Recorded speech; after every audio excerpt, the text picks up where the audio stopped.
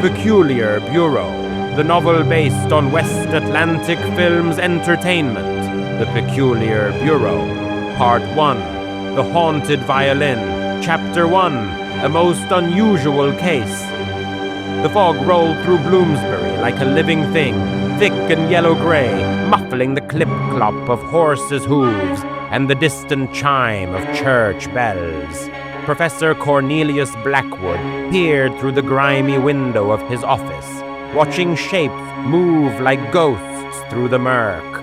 Somewhere out there, he thought, was another mystery waiting to be solved, another impossible thing that would turn out to be perfectly rationally possible.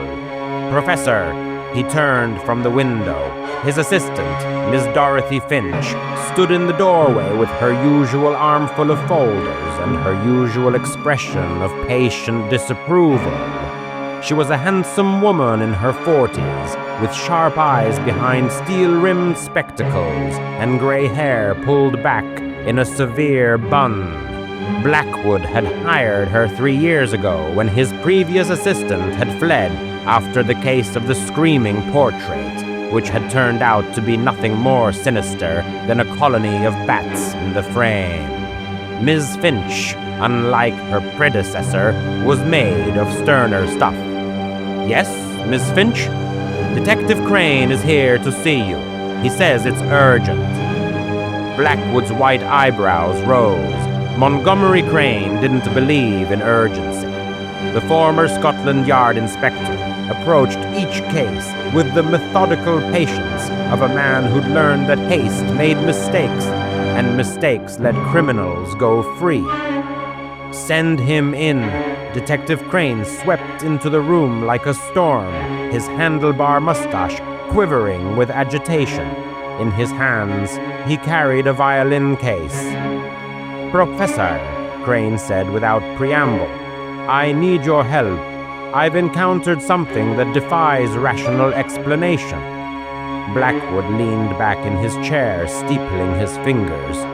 "There's no such thing as something that defies rational explanation, Crane. Only explanations we haven't yet discovered." "Then discover this one." Crane set the violin case on Blackwood's cluttered desk, pushing aside a stack of Scientific American magazines and a peculiar brass device Blackwood had been tinkering with. He opened the case. Inside lay an exquisite 18th century violin, its varnish glowing like amber in the gaslight. "Beautiful instrument," Blackwood said, "but I'm not a musical critic. Watch." As Blackwood reached toward the violin, something extraordinary happened. The instrument rose from its velvet bed, hovering in the air. The bow, as if grasped by invisible hands, moved across the strings. A haunting melody filled the office, something melancholy and beautiful that Blackwood didn't recognize. For 3 minutes, the violin played itself. Then, as suddenly as it had begun, the music stopped. The violin settled back into its case. Blackwood sat frozen, his mind racing. "How did you—" "I didn't do anything," Crane said. "It does this every hour, on the hour. I timed it. 3 minutes of music, then silence." "Whose violin is it?" "Belonged to Lord Harrison Vale. He died 3 weeks ago. His daughter, Lady Constance, inherited it, along with the rest of his estate. She contacted me yesterday, utterly distraught. Says her father's spirit is trapped inside the instrument." "Nonsense," Blackwood said automatically. But his hands were already reaching for the violin, examining it from every angle.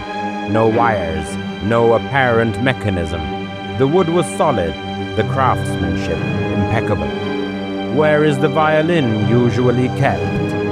"In Lady Constance's drawing room at Kensington Manor." "We'll need to examine it there, in its natural habitat, so to speak." Miss Finch cleared her throat from the doorway. "Professor, you have another appointment." "Cancel it." "I'm afraid I can't." The gentleman has traveled from Prague specifically to see you." Before Blackwood could protest, a figure swept past Miss Finch into the office. He was a dramatic-looking man in his 50s, with a flowing cape and an elaborate mustache waxed to sharp points. On his shoulder perched a small white mouse, its pink nose twitching. "Professor Blackwood, Detective Crane," the man announced in a heavy Eastern European accent. "I am Count Vladimir Sokolov, and I desperately need your help. My trained theatrical mice have been sabotaged." Blackwood and Crane exchanged glances. "Your trained theatrical mice," Blackwood repeated slowly. "Yes, I run the finest mouse circus in all of Europe, but someone," the Count's voice dropped to a dramatic whisper, "someone has been switching my performers." "Count Sokolov," Crane began, "we're in the middle of rather pressing." No, you don't understand. Opening night is in 4 days at the Royal Albert Hall. 3 nights ago, my star soprano mouse." He gestured to the creature on his shoulder, which squeaked indignantly. "Tatiana here could not hit a single note, and this morning, my trapeze artist Boris could barely climb a rope. They have been replaced with imposters." Blackwood opened his mouth to dismiss the man's concerns, but Miss Finch spoke first. "Actually, Professor, this may be connected to your other case." All 3 men turned to stare at her. "Connected? How could a self-playing violin possibly be connected to theatrical mice?" Blackwood demanded. Miss Finch adjusted her spectacles.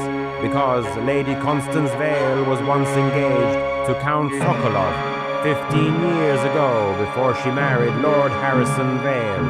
The Count went very still. That is ancient history." "Is it?"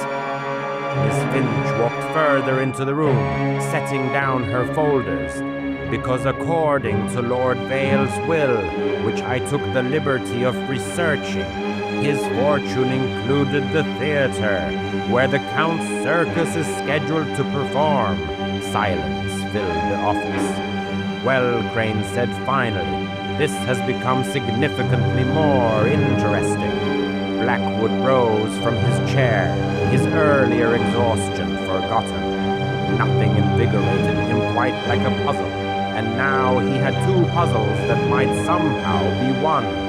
"Ms. Finch, clear my schedule for the rest of the week. Count Sokolov, bring your mice.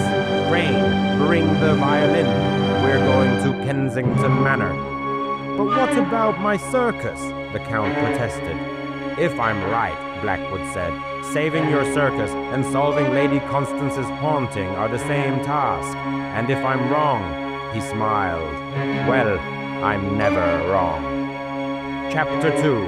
Kensington Manor. The cab ride to Kensington was tense. Count Sokolov sat with his arms crossed, staring out at the fog-shrouded streets. Tatiana the mouse had retreated into his cape pocket, only her pink nose visible. Detective Crane held the violin case on his lap, as if it might explode at any moment. Miss Finch, seated beside Blackwood, was making notes in her leather-bound journal. She'd developed the habit during their first year working together, after the case of the levitating librarian had hinged on a detail Blackwood had mentioned and immediately forgotten. Now she recorded everything. "What do you know about Lord Harrison Vale?" Blackwood asked her. Miss Finch didn't need to consult her notes. Businessman, made his fortune in shipping and property, owned 3 theaters in London, including the Royal Albert Hall, died 3 weeks ago of heart failure, survived by his daughter, Lady Constance, age 43, widowed after Vale's death.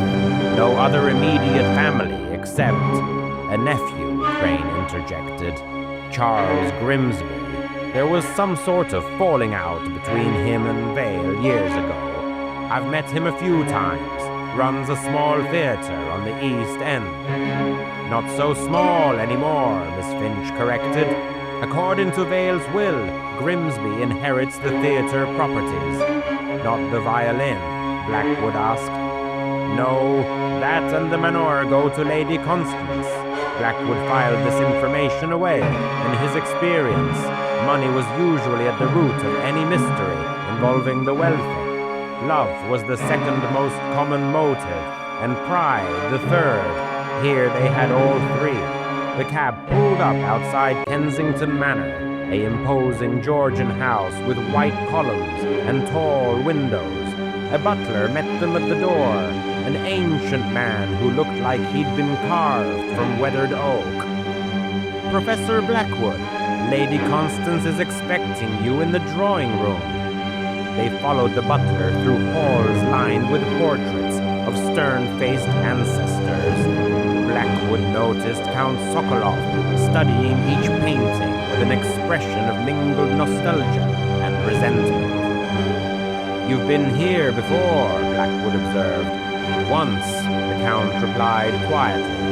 A long time ago.